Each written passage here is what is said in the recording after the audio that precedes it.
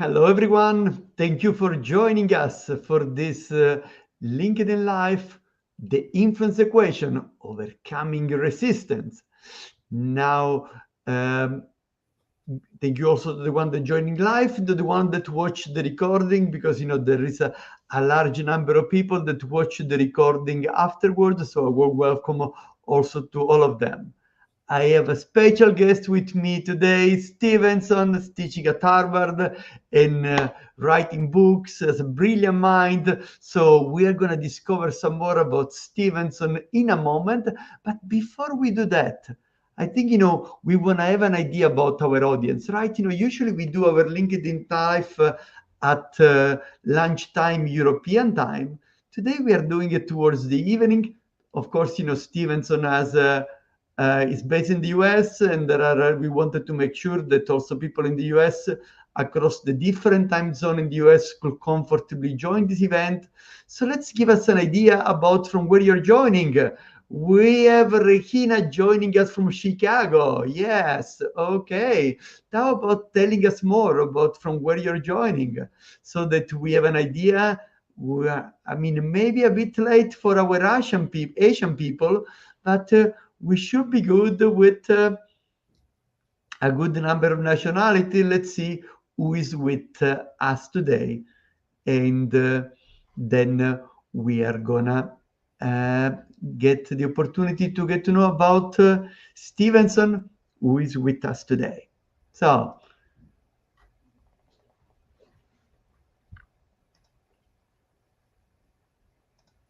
okay, we have Jeff from Los Angeles. We couldn't have got Jeff from Los Angeles if we had done it at lunchtime. Absolutely. Then, hello, Gabriel from Geneva, Los Angeles again, Geneva, Hyderabad. Hello, Ekta. And we have Ashish, as we just finished our executive MBA strategic negotiation class. Ashish was a brilliant, by the way, negotiator. So happy to see you back, Ashish. Thank you. And then we have Colin from Newport Beach and Ranida from Bangkok. Thank you for doing the night shift for us, Ranida. We appreciate it. Xe, hello, Xe. Good to see you again. She was also part of the class. Strategic negotiation, then from Catalonia, Bangkok, and then we have Deborah from North Carolina. Okay, so fantastic. I think, we have seen quite a variety of participants that are joining us today. Amazing. How about discovering a bit more about our special guest, Stevenson? Go. It's great to be with you. I remember so well many years ago when I traveled to Switzerland and you organized a workshop. I went there, I believe, with my brilliant colleague, John Richardson. That's correct. And there was a bbig room and you asked for questions, and you and the folks in this room had some of the best questions I've ever heard. So that was when I met you. When was that? 10 years ago, maybe more? Yeah. So amazing. Thank you so much for having me here. It's a pleasure to see you again and work with you again.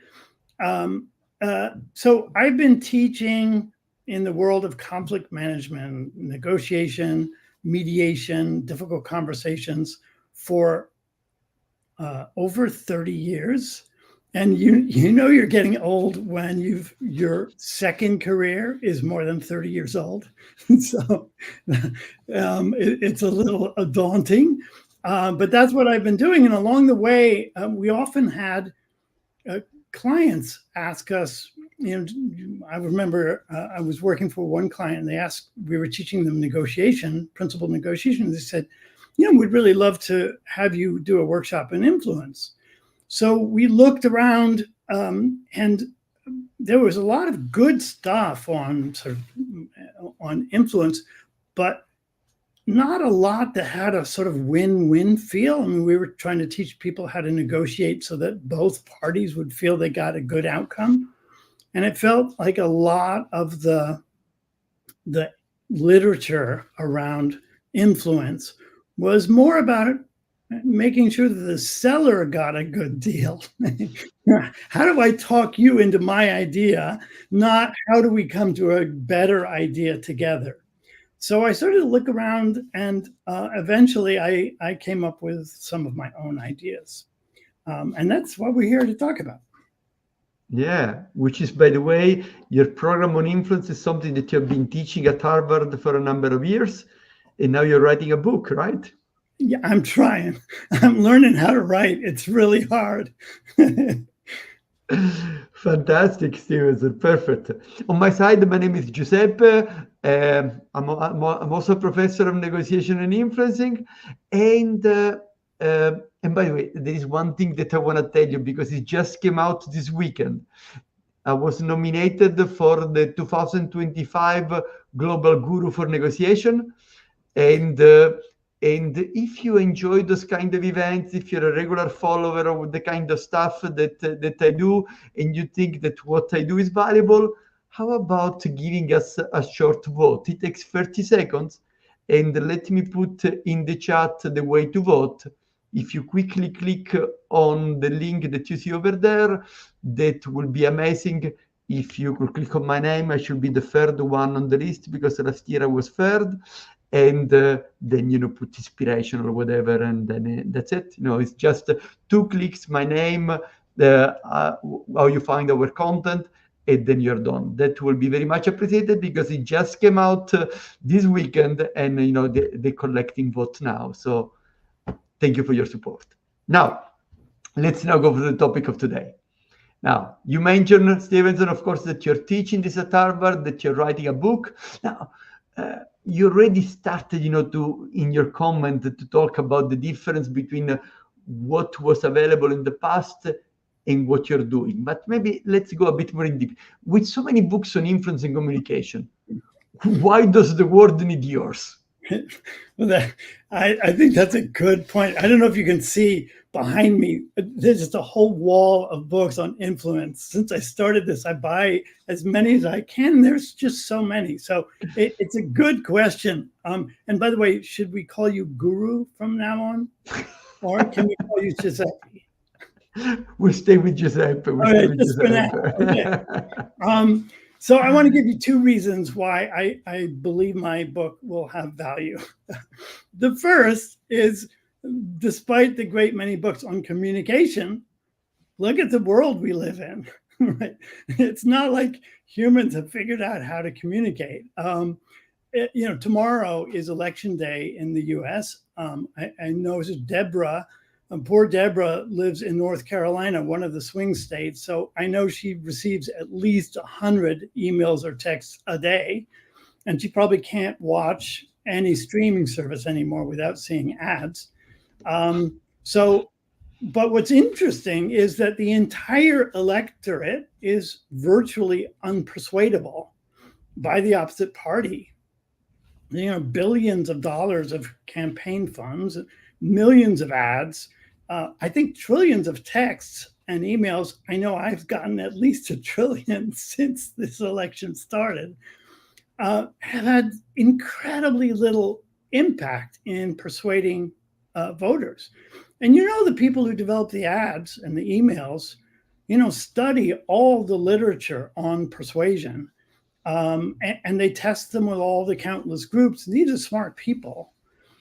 So clearly, we have a lot to learn about influence, but there's actually a deeper problem that I'm aware of, which is most people I know in America, and I think this is maybe not to quite the same extent, but it's sort of worldwide, are certainly not talking to and not listening to people who have the opposite view, who prefer the opposing candidate.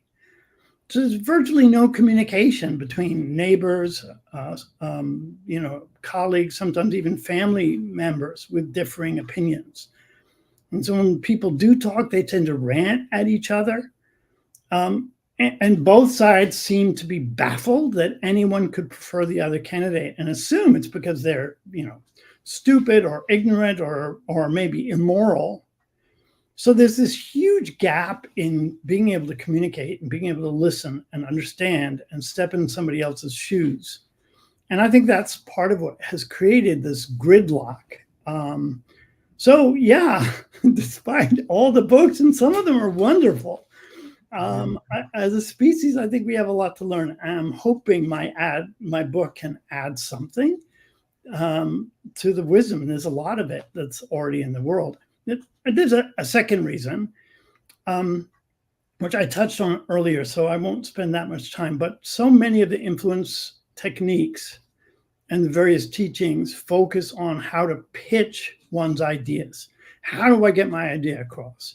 How do I get you to buy my thing or click or hit like or so forth? Which makes sense, right? Economies run on sales, but that type of interaction is different than the kind of influence challenges that most people I'm working with complain about. For one thing, sales and marketing, you don't often have a relationship, or if you do have a relationship, maybe I have a client that I've worked with for many years, but it's sort of conditioned on the idea that I'm selling my work to them. But the people that I hear in negotiation class or difficult conversation class or that I'm coaching, they struggle because people that they care about aren't listening or are making the wrong decision, and they can't get through to them. And it's really frustrating. It could be at work, it could be at home.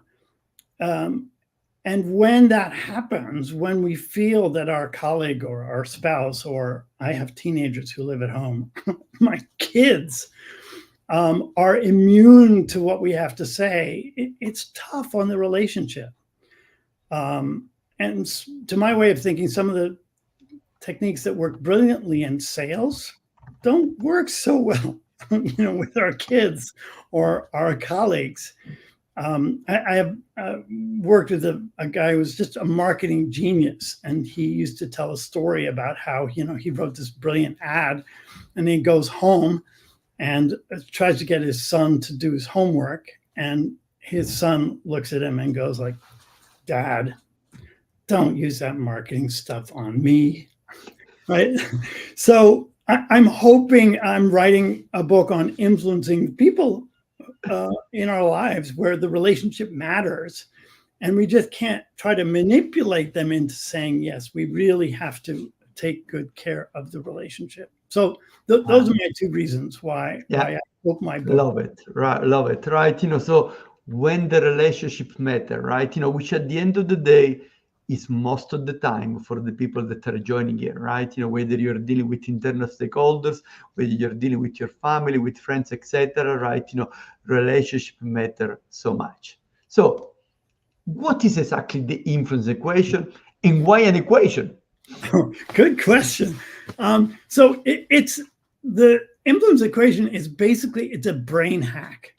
What the influence equation says is influence equals, think of math, persuasion over resistance.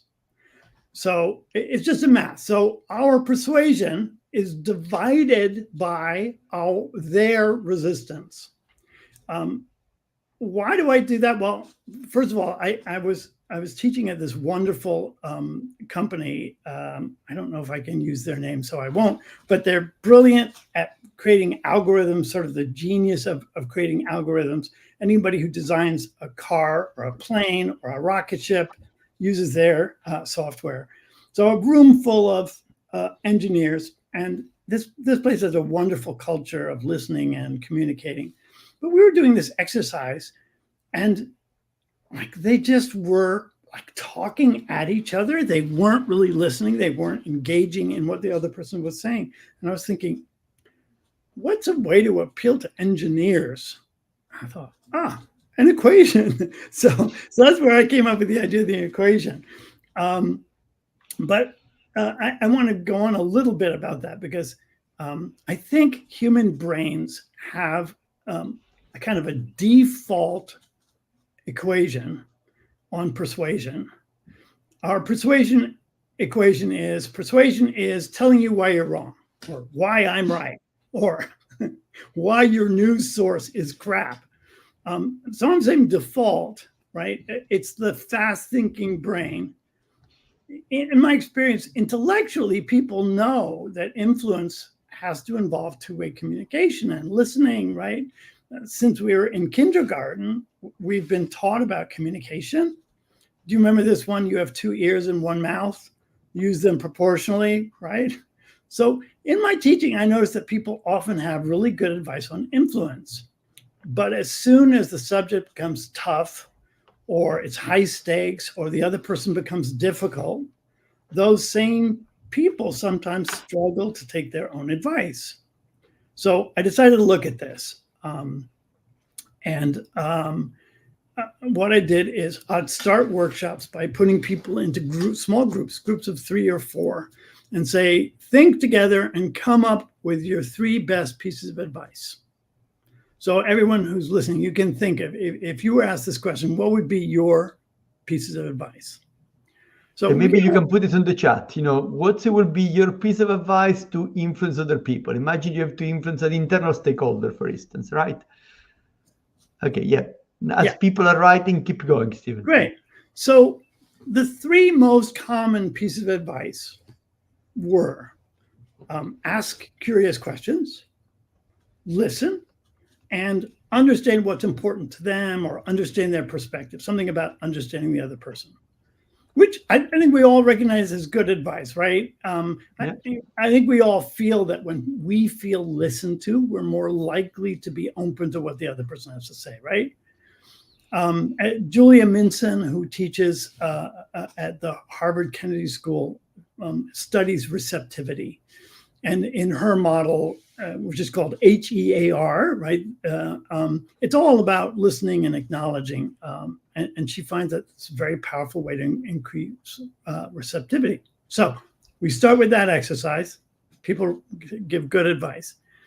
Right after we finish that exercise, we introduce another, which I call the persuasion exercise. So in this exercise, I ask people to think about something they really care about, like how good their kid is at soccer or piano, or a problem in the world that worries them, or a topic at work that everyone argues about. But the important thing is they choose a topic that they feel strongly about. Then we put them in pairs, and one person is given the role of the persuader. And here we're very clear. You have only 2 minutes to convince your partner of whatever it is you believe. And the other person, the observer, we simply ask them to notice whatever the persuader says and does. So here's my question for everybody. Given the advice that everyone has just produced, right? The importance of asking questions, listening, and understanding what's important to them. How many questions do you think people ask? And just to be clear, in 2 minutes, on average, people make about 20 statements. So what do you think? You put it in chat. I'd love to hear what people think. How many questions do you think on average people ask? So while you're doing that, I'll go on so there's not a big gap of time. On average, and I've done this across lots of groups, different countries, on average, people ask less than 1 question out of 20. Most people ask none. So in a recent workshop I did at Harvard, there were 60 adults from all over the world. The average number of questions was less than 1, actually 0.6. So 2 ears and 1 mouth, we persuade as if we have 1 ear and 20 mouths. So, and I'm not making fun of anybody. I think, teachers, we've all had the experience of talking when we ought to be asking questions or listening, right? It's almost a default thing. And the exercise works because it triggers that default fast-thinking brain. And even though people know intellectually that they should listen, our fast brain thinks that persuasion is just giving information, explaining or splaining, apostrophe S. So when the participants work together in groups of 3 or 4, they're using slow thinking. So of course they come up with all this good advice that we all know. But as soon as they get into the exercise, they feel rushed, the time pressure. They're talking about a topic that has emotional weight. And so they get triggered into this other way of thinking.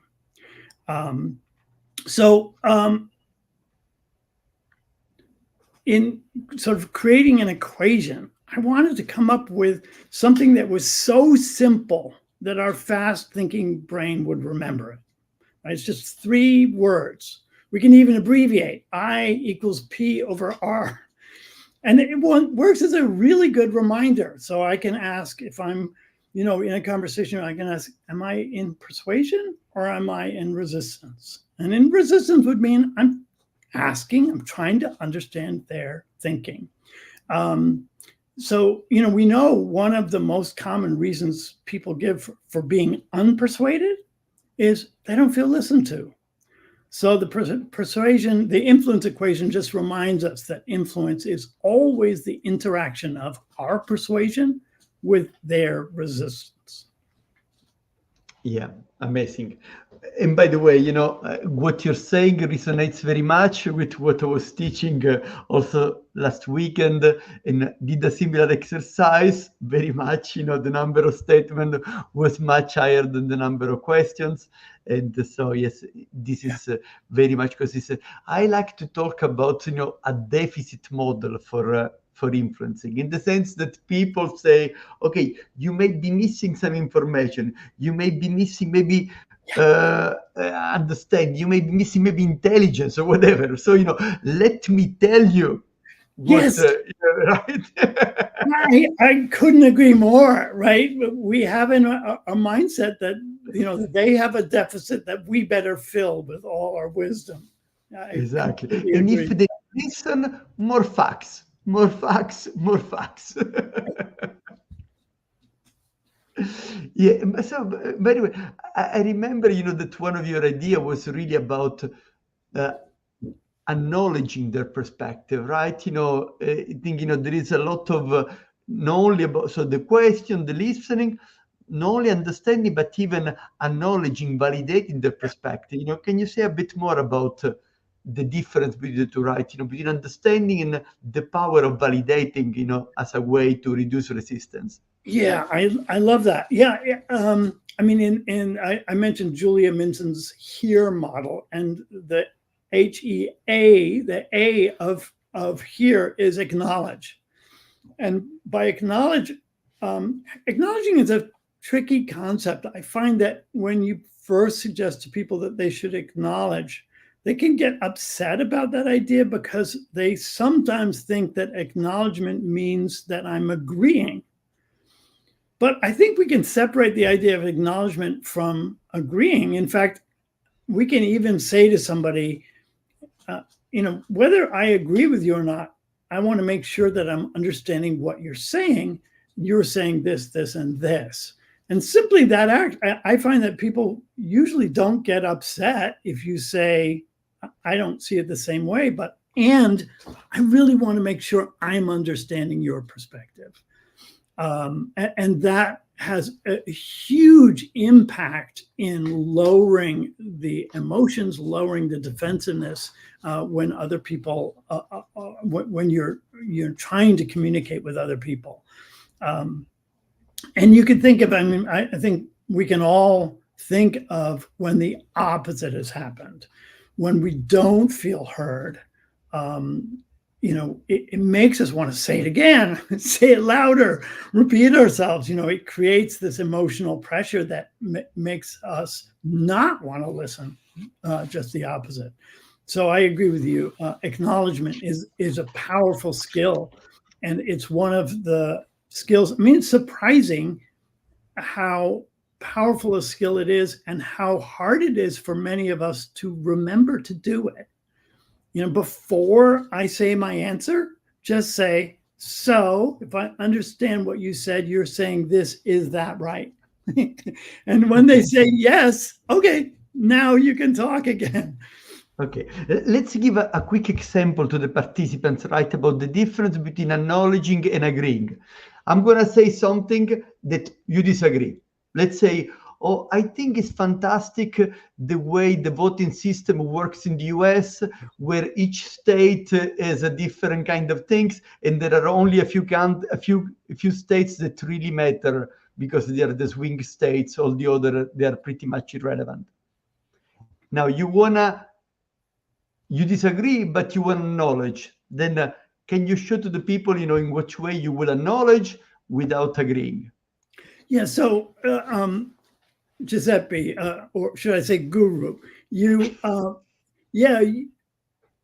think that the way the U.S. works with the electoral college adds a huge value, and it sounds like you're really intrigued by how certain states, sort of the swing states, end up having a lot of power. Is that right? Do I understand your thinking?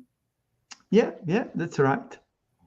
Okay, so that would be acknowledgement. I think I could even say at the end of that, I see it a little differently. Would you be interested in my telling you my view? Yeah. The other thing I could say is like, what are you nuts? So, okay, fantastic. I think, it's interesting right here. We give some concrete example. Now, there are lots of questions from our audience. Why don't we take some of them, right? Right. Well, there are so many. Okay, let me see which one. Okay. Now, there was a question first from Regina, then Ashish build on it. Maybe let's take the second one. COVID forced many to go virtual. Does virtual setup adds more complexity to influence and persuasion? I love that question. Yeah. My colleague David Seibel, who I teach mediation with at Program on Negotiation, he's really wonderful. He thinks about the sort of different ways we can communicate, and on let's say this, face to face, then there would be maybe a Zoom or a telephone call, then there's like email, and then maybe there's text or some of those other and if you think about them, as we move to one side, it becomes way more efficient. Like text, super efficient. Could be email, really efficient. I think it's worth asking ourselves a question. Which of these will be most effective? Because generally, as we move to the right, as we move towards face-to-face, it's more effective. If we move to the left, it becomes more electric. It's more efficient. So I would argue, if it's a new relationship, move to the right. If there's a conflict, move to the right. If there's a problem that we need to work out, move to the right. So just to make strategic choices about which mode we should use, given the kind of influence challenge that we have. If I'm trying to persuade my boss of something that I think she's resistant of, I think I'm not sure she's going to buy this idea. I think I want to get some time on her calendar. And if I can't see her face to face in the office, I want to at least do it on Zoom or something where I can watch her expression and I can have the time to say, it looks to me like you're not buying what I'm saying. Can you help me understand why? Yeah. I don't know if you have more questions, but I think I can stop there. Perfect. Let's go to Alejandra. Hello, Alejandra. Good to see you again. Is the equation the same that in the past? How influence has changed through the time? Seems the decisions are made faster, or we have less time to be influenced? Oh, that's really interesting. So I'm not sure if I completely understand your question, but I think you're right that the less time we have, the more tension it creates. And I think two things happen. One, we become more reluctant to listen to other people. I often hear people complain, that they need to try to reach their boss about a decision that they think is a mistake, and their boss is like, "Okay, you have 1 minute." It's like, what? This is a disaster. How do I tell you in 1 minute you're making a mistake? And then, of course, because I'm feeling stressed or the person is feeling stressed, they're likely to make moves that are less effective. So one of the things I would argue is the first thing that you should try to negotiate is for more time. To say, if you felt that I had information that might lead you to believe that the decision you're making right now is a mistake, would you want to take a little bit more time to think it over? The answer may be no. It may be no, we're out of time. We literally have to go now, in which case we're going to have to live with it. But very often the answer is actually, yeah, you have information that we could be making a mistake. Yeah, I can make that 5 minutes into 15 minutes. Let's go now. So actually name the problem and try to influence for more time.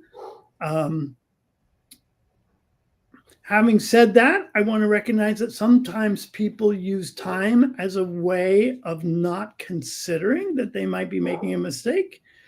And that can be challenging because it may feel to them like you're challenging their decision-making or their authority or their control. Yeah, perfect.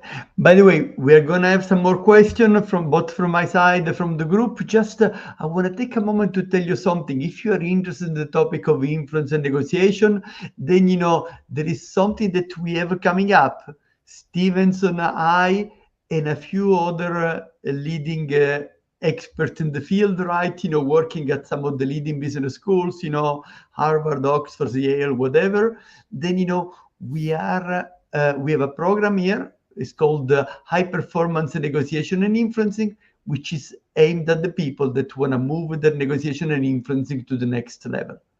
So it's a 12 months journey. And then you will have a number of different trainers and a number of different topics. So Stevenson is going to talk about his influence equation, but we have a variety of other experts in the field that will talk about their own area of expertise.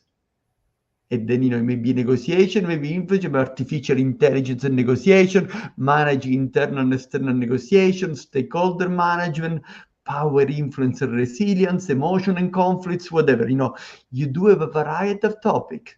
And the beauty of this program is that you can choose a la carte what you're interested in. Out of the 10 modules, maybe you choose 4, you choose 5, or you choose 6. And then, you just do the modules which are more relevant for you.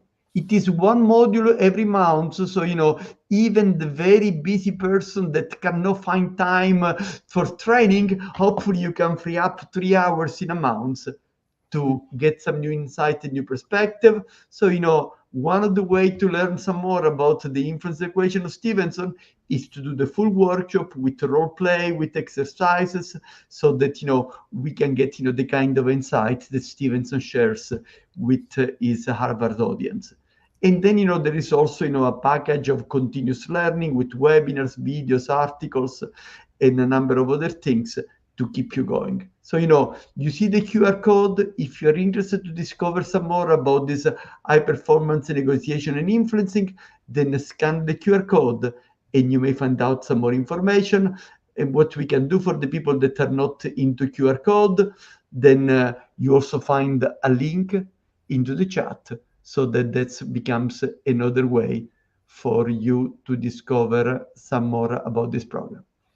I think, enough with this.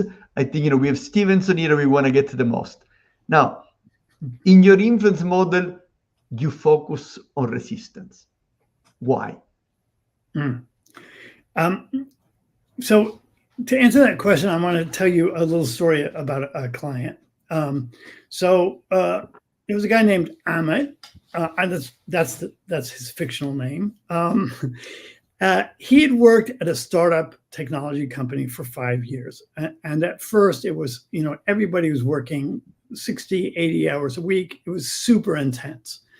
But after 5 years, they were starting to turn a profit. They were starting to get successful. And so finally they were starting to hire people. Em was really pleased because he had been working really hard. He was looking forward to, having a little bit more support, until one day he happened to see an ad for a position. And as he read the ad, he realized that they were looking for somebody who basically did what he did, but they were looking for much less experience. They were really looking for people right out of college or grad school. And then he looked at the salary, and the salary range was like way more than he was being paid. He was like, well, that doesn't seem right.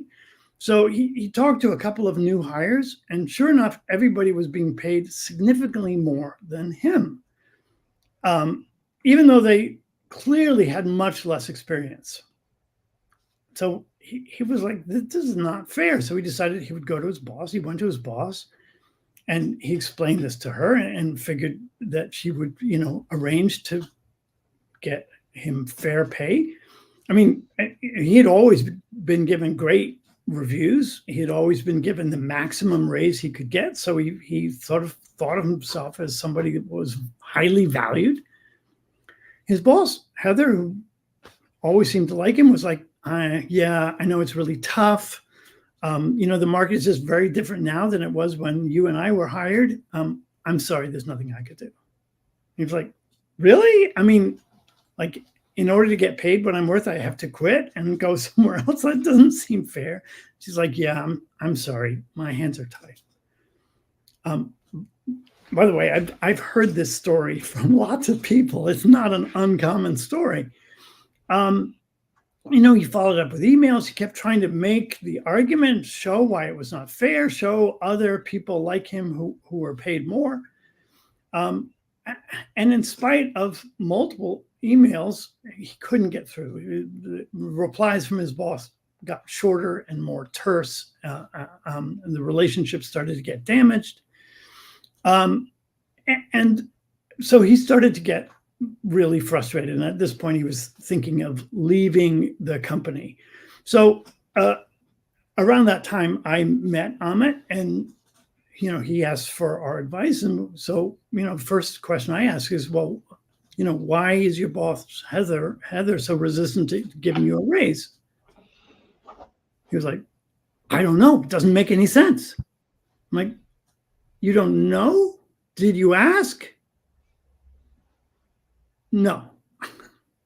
So, I looked at my colleague and like, that's really interesting. But I have to tell you, over the years, this is really common. People will come to us exasperated about why somebody isn't listening or they're not taking their advice.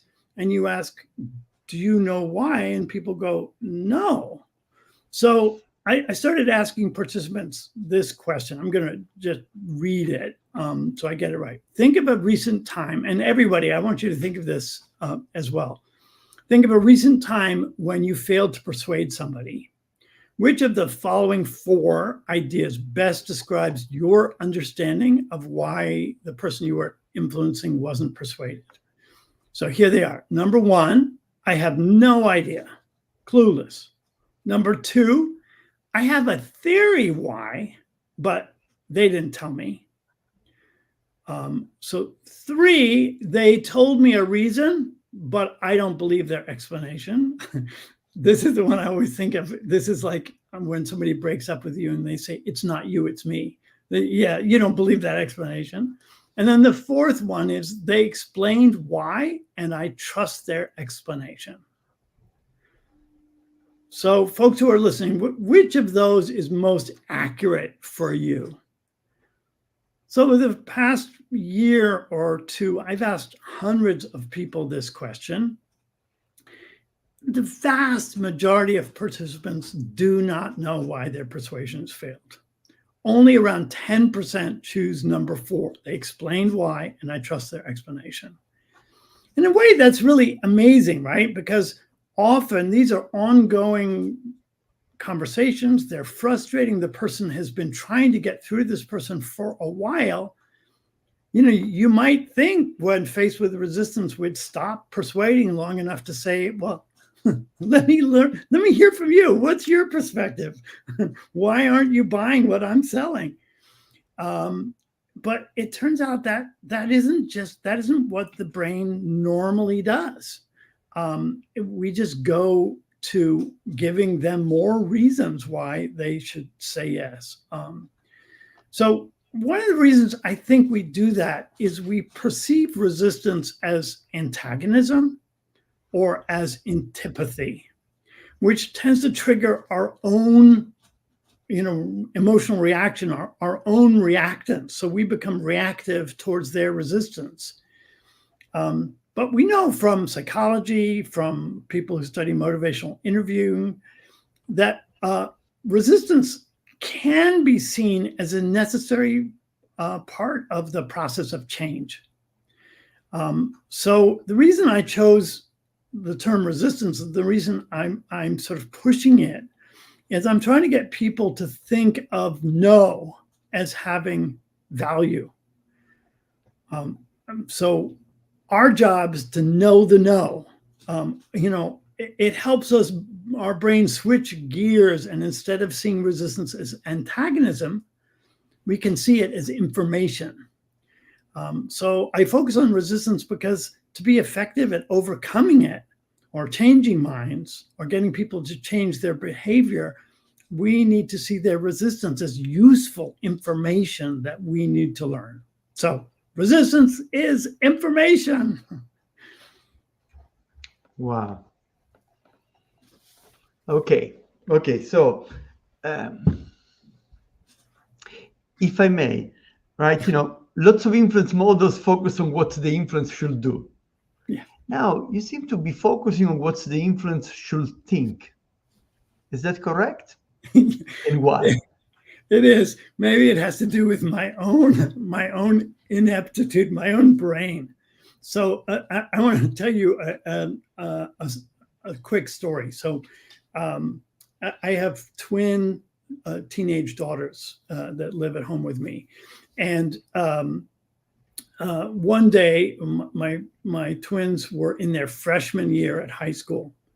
And I picked them up, and my 14-year-old daughter, Talia, was really upset.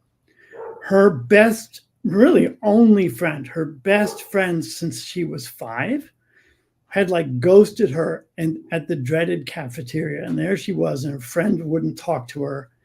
And the whole way home, she was getting more and more worked up about how badly her friend treated her. And I was getting more upset at this girl since I've known at 5, treating my daughter more so badly. And Talia was, saying, here's what I'm going to do. And I'm going to write her a text. And, I was thinking that's going to make things even worse. So when we arrived home, I turned to look at my daughter, and her tears running down her face. And I started well enough. I was like, honey, you probably don't want to hear my advice. She shook her head. No, Daddy, I'm not ready for your advice. What did I do? Did I give her a hug? Did I listen and empathize? Did I do any of the things that I know as a teacher, as a negotiator, as a parent that I should do? No, I gave her advice. And so as she goes running into the house crying because she told me she didn't want advice, and I then gave it to her anyway, her twin, who's sitting in the back seat, was like, Dad, really skillful. So, I think this happens to all of us, right? It's so easy in the emotions, in the urgency, to forget about our good advice. So, lots of advice on behavior is what I call Nike advice. Kind of just do it. You need to listen. I know I need to listen. Tell that to my brain when I'm upset. It doesn't want to listen. So that's why I think it's really important. I think we have a two-brain problem. The first problem is the person in front of us who isn't being persuaded by us. But the bigger problem is our own brain, which wants to tell them, yell at them and tell them why they're wrong instead of slowing down and hearing their perspective and having a conversation about why they see it differently. Wow. Yeah. Amazing. Listen, we have an interesting question. Great. And is more as a comment, from the legal side. So let's see. I find in high-stake lawsuits, I must use both the circle of value and the ladder of influence to deconstruct a deceased person position so that they can better understand the why behind the resistance and then overcome it. Often the poor communicator, I must do the work to uncover the real reason. I'm glad I know how to do this work after training in negotiation at Harvard because it leads to lucrative and mutually satisfactory outcomes. Right. So in this, this brings us back, right, to some of the things that you were saying before, right? The curious question, the active listening, the acknowledging. Maybe you want to say a bit more about that? Yeah, I love what you're saying, and it's clear. I think the questioner makes a really good point. I think in high stakes situations, many of us can become poor communicators, and it's really helpful if we have somebody like the questioner who can sort of slow it down. And you talked about the circle of value and the ladder of influence. I'm not sure if everyone knows those tools, so maybe I could offer the factors in my equation, what I see as the three factors, and I think they align really well with the questioner's point. So I see three major factors when people are resisting, and maybe I can just read you a list of. I sometimes ask people. I'll ask a group of people. Think of a time that you were not persuaded.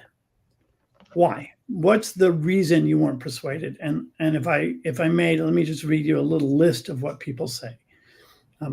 They're lying. It's not a priority. It didn't achieve my goals. I didn't respect them. No evidence. It cost too much. I felt pressured. No trust. I wasn't in the mood. I like that one. It didn't make sense. It makes you think, what weren't they in the mood for? It didn't make sense. They didn't consider my point of view, and on, right? And you can look at that and feel like it's sort of inscrutable. But I found that those actually fall into three fairly clear categories. The first is logic. They have no evidence. I know facts that speak differently, lack of good arguments. They didn't consider my point of view. It didn't make sense. The second category is interest. That really goes to the questioners talking about the circle of value. It didn't achieve my goals, not a priority, cost too much. I deserve more. They did not have my best interests in mind. My needs changed and they didn't adjust. And the third one is trust. They are lying. I didn't respect them. I felt pressured, no confidence in them. I don't like the person. Absence of trust went against my beliefs. So if I may, I'd like to break each one down a little bit. Actually, you'd think I liked math, but I was really bad at math in school. But these are each little mini equations. So when I talk about the logic factor, I like to ask two questions. This cracks me up because it's like the human condition. First question, if you're influencing somebody, whose logic should you use? Yours or theirs? What does everybody say? Universal answer, theirs, right? Obvious. Second question, whose logic do you actually use? Yours or the, what do people always say? I use mine, right? It's just so natural to use our own logic before we, to go back to what the question says, before we use the ladder, go down their ladder to understand their logic first. So the logic factor is like an antidote. It's another brain trick. The numerator is what's persuasive and the denominator is what causes resistance. So what's persuasive to them is what's logical. And here's the important part, what's logical to them. What creates resistance is what's not logical to them. It doesn't matter if it's logical to you, if it doesn't make sense to them. You can think of so many of the things of the last 5 years that remind us of this. The CDC in the US tried so hard to convince people to get COVID vaccines by using government studies. Well, government studies are not persuasive to people who distrust the government. So you have to use logic that makes sense to them. So that's the logic factor. The interest factor works by reminding our brain to learn their interests. And the interest factor is what's persuasive is their interests met, and what's unpersuasive is their interests unmet. But in order to show them how our proposal meets their interests, we have to know what they are. And I think the default that people often do is they think about what the thing that they want, not the why that they want it. And so our job as influencers is really to help them understand first what their interests are. And we need to understand that as well. And then we have to think, does my proposal, am I showing them how my proposal actually meets their interests? And the third equation is the trust factor. Yeah. And with that one, I think of it as what's persuasive is they see you as an ally. What's unpersuasive is they see you as an adversary. So I need to make an important distinction here. And like people perceive trust in sort of context-specific ways. So we can like somebody in general, but not trust them on a specific topic. So my cousin Ricky, sweetest guy in the world, I trust him with my life, but when he starts talking about the benefits of magnet therapy, he totally loses me, right? So on that topic, I don't see him as my ally. I see him as my adversary. He's going to have me taping magnets all over my body. For me, this is so powerful because so often when people are stuck and they can't get through another person, they don't know why. And to be able to say, which of these is it that I'm using logic that doesn't make sense to them? Have I shown them how this actually meets their interests, or are there interests of theirs that my proposal doesn't meet? And do they trust me on this topic? Do they see me as an ally or an adversary? And since I came up with those three factors, every time I teach, I ask people, can you think of a reason you've said no to somebody that doesn't fit under one of those categories? And so far, everyone's always like, nope, that's got them. So I would argue, for those of you listening, I'd love to hear your reaction. But when you feel stuck, just think, which of these is at play? In my experience, almost always just asking yourself that question, it becomes clear. And if not, you can ask. Yeah. What about what I'm saying bothers you? Let them tell you, and that should give you the answer. Okay, fantastic. I think, we are getting to the end of our time, Stevenson. So I guess, we now understand a bit more about the influence equation of Stevenson, right? So we say that the influence comes from persuasion divided by resistance. and lots of the focus we have put about resistance, because what we tend to do is we focus on persuading the people and more arguments, and what is going to work best instead is softening the resistance, curious question, listening, acknowledging their perspective. We have also seen 3 different components of this equation, 3 things that we should be thinking. If I'm getting resistance, is because my logic is not right, is because their interests are not met, or is because they don't trust me on this topic. So some food for thought. Let me tell you that if you want to learn some more about influence and negotiation, we do have a program coming up, the high performance negotiation and influencing. Stevenson indeed is going to run one of the sessions of this program.